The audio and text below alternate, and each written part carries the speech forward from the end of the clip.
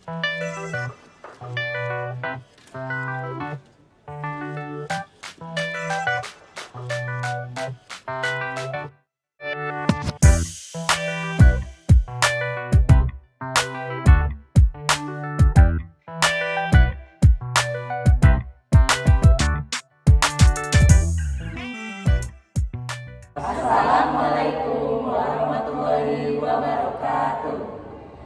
Kami dari kelompok 2 akan menjelaskan tentang materi pegadaian. Sebelumnya izin memperkenalkan diri. Nama saya Rika Rafifah. Nama saya Gajah Parto Simanjunta. Nama saya Saskia Andini. Nama saya Badiani. Nama saya Erdina Utara Madani. Nama saya Muhammad Najil Jalani. Di sini saya akan menjelaskan pengertian pegadaian. Pegadaian adalah badan usaha milik negara atau BUMN yang meminjamkan uang dengan menerima barang sebagai jaminan dari pinjamannya. Pegadaian juga didirikan agar ada pinjaman yang masih dapat dijangkau dengan mudah oleh segala lapisan masyarakat. Orang yang meminjam uang di pegadaian bisa disebut sebagai pegadai. Di sini juga ada fungsi pegadaian. Yang pertama, mengelola penyaluran uang pinjaman atas dasar hukum gadai dengan cara mudah, cepat, aman, dan hemat. Yang kedua, ada menciptakan dan mengembangkan usaha lain yang menguntungkan bagi pegadaian maupun masyarakat. Yang ketiga, ada mengelola keuangan, perlengkapan, kepegawaian, pendidikan, dan pelatihan. Selanjutnya ada manfaat.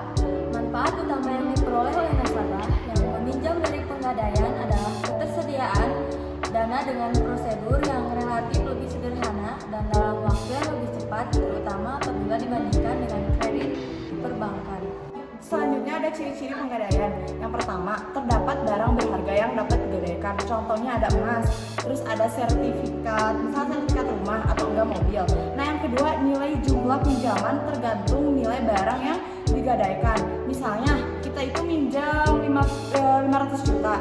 Nah, kalau misalnya kita mau menggadaikan, yang digadaikan itu juga harus setara dengan 500 juta. Boleh lebih, tapi kalau misalnya kurang itu gak boleh. Misal kita minjam 500 juta, tapi yang kita gadaikannya itu hanya emas 10 gram. Terus yang ketiga, ada barang yang digadaikan dapat dibungkus kembali.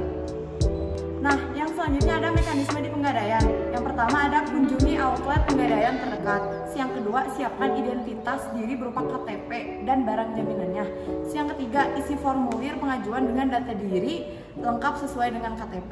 Nah, yang keempat, serahkan barang gadai kepada petugas penaksir pegadaian. Yang kelima, penaksir akan menginfokan uang pinjaman maksimal yang didapatkan.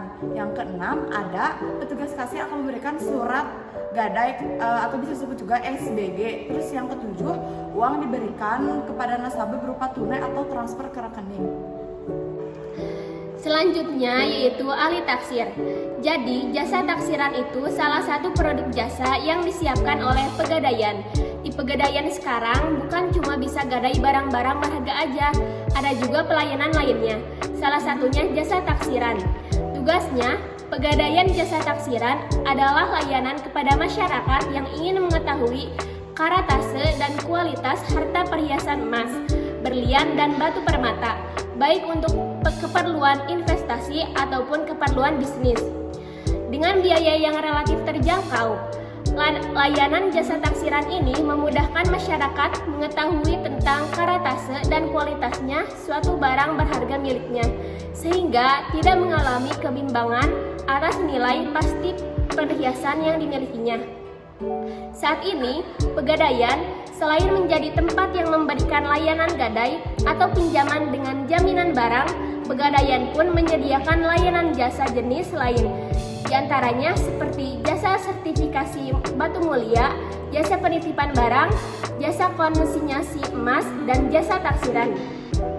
Selanjutnya, terdapat barang yang dapat digadaikan, contohnya emas, barang elektronik, sertifikat, kendaraan, alat pertanian, dan perikanan. Lalu ada juga kelebihan dari pegadaian.